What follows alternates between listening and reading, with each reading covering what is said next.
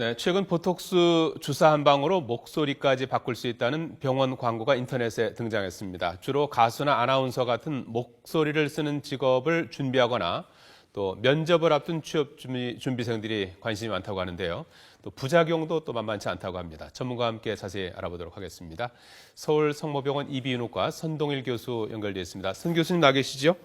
네, 안녕하세요. 예.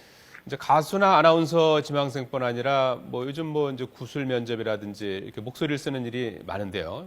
이때 이제 목소리에 자신이 없는 사람이 들으면 관심이 갈 뉴스인데 이 보톡스를 맞아서 목소리를 바꾼다는 게 가능한 일입니까? 네네, 보톡스로 목소리를 바꾸는 것은 가능합니다. 하지만 예. 어떤 질환인지 정확하게 진단을 하고 또 예. 만약 보톡스가 필요하다면은 경험이 많은 숙련된 전문의에게 받는 것이 이제 부작용을 줄이는 데 중요하다고 할 수 있겠습니다. 보톡스를 주사하게 되는 이제 대표적인 음성 질환은 성대 근육이 불수의적으로 수축하게 되는 이제 연축성 발생 장애라는 것이 있습니다. 예. 어떤 구체적인 질환이 있을 경우에 이제 맞아야 된다는 말처럼 들리는데 말이죠. 네네. 구체적으로 어디에 얼마만큼 보톡스를 맞게 되는 겁니까? 네, 보톡스는 이제 근육을 마비시키는 기능을 가지고 있습니다. 그래서 근육을 마비시켜서 이제 주름살을 제거하는 데 주로 많이 사용을 하게 되죠. 이 경우에는 이제 보톡스를 한 10 내지 30유니트 정도를 사용을 하게 됩니다.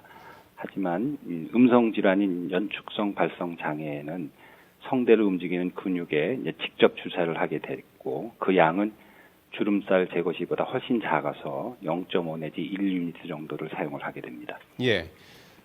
이 보톡스가 이제 보통 성형에 사용되는 경우에도 효과가 이제 몇 달에 이제 그치는 경우가 많은데요. 이 경우에도 효과는 일시적인 겁니까? 네, 그렇습니다. 마찬가지로 이제 효과는 한 2개월 정도면은 떨어지기 때문에 재주입술이 필요한 경우가 많이 있습니다. 예. 효과가 일시적이라면은 지속적으로 맞아야 되는 겁니까? 네, 그렇죠. 지속적으로 맞아야 될 수도 있습니다. 예. 지금 앞서 말씀하신 대로 어떤 질환이 목소리에 어떤 성대에 어떤 문제점이 있어서 질환이 있어서 이제 보톡스를 맞는다고 말씀을 하셨는데 네. 지금 보도되고 있는 것처럼 목소리를 이렇게 고음으로 만든다든지 또는 저음으로 만든다든지 이런 용도로 보톡스를 맞는 부분에 대해서 어떻게 생각하십니까? 이제 그런 경우들 쓸 수는 있는데요. 예. 이제 많이 사용되는 방법은 아닙니다. 그리고 이제 그런 방법들이 말씀드린 대로 부작용이 많이 있을 수 있거든요. 그래서 처음에는 이제 주입한 후에는 성대가 부종이 생기기 때문에 목소리가 더 안 나올 수도 있고요. 또 통증이 오랫동안 지속될 수도 있습니다. 그리고 잘못 주입이 되게 되면 이제 출혈이 생길 수도 있어서 피가 섞인 가래가 나온다든지 그럴 수도 있고 또 성대 움직임이 일시적으로 저하가 되면 목소리가 더 나빠질 수도 있고 또 심한 경우에는 음식을 먹을 때 흡입이 발생하기도 합니다. 그래서 조심해서 사용을 해야 되겠습니다. 예. 말씀 들어보면은 어떤 목소리를 좀 이렇게 변화를 주기 위해서 보톡스를 맞는 거는 이렇게 좋은 방법은 아닐 것 같군요. 그렇죠. 말씀드린 대로 필요한 경우에는 보톡스를 쓸 수가 있습니다. 근데 무리해서 보톡스를 쓰게 되는 것은 여러 가지 부작용이 있을 수 있습니다. 예. 지금 계신 대학병원에서는 어떤 경우에 이런 시술을 하고 있습니까?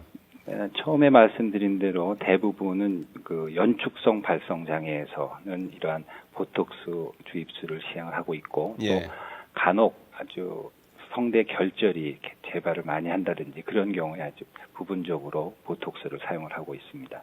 예. 앞서서 이제 보톡스를 맞고 난 이후에 이제 부작용 같은 것들을 말씀을 좀 해주셨는데 이후에 이제 증상은 어떤 평상시 관리법이나 주의해야 될 점이 있다면요?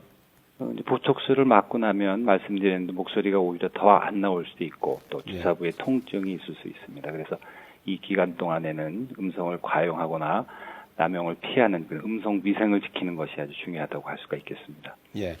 자, 이 보톡스 시술 말고 목소리 떨림이라든지 목소리를 좀 더 이렇게 좀 더 좋게 할 수 있는 방법은 어떤 걸 권할 수 있을까요?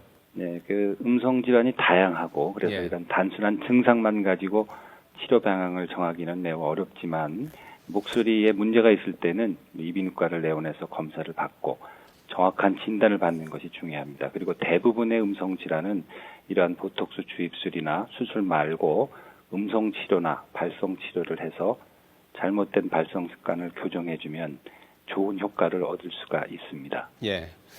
자, 보톡스로 목소리도 성형한다는 그런 보도와 관련해서 부작용은 없는지 알아봤습니다. 서울 성모병원 이비인후과 선동일 교수였습니다. 도움 말씀 고맙습니다.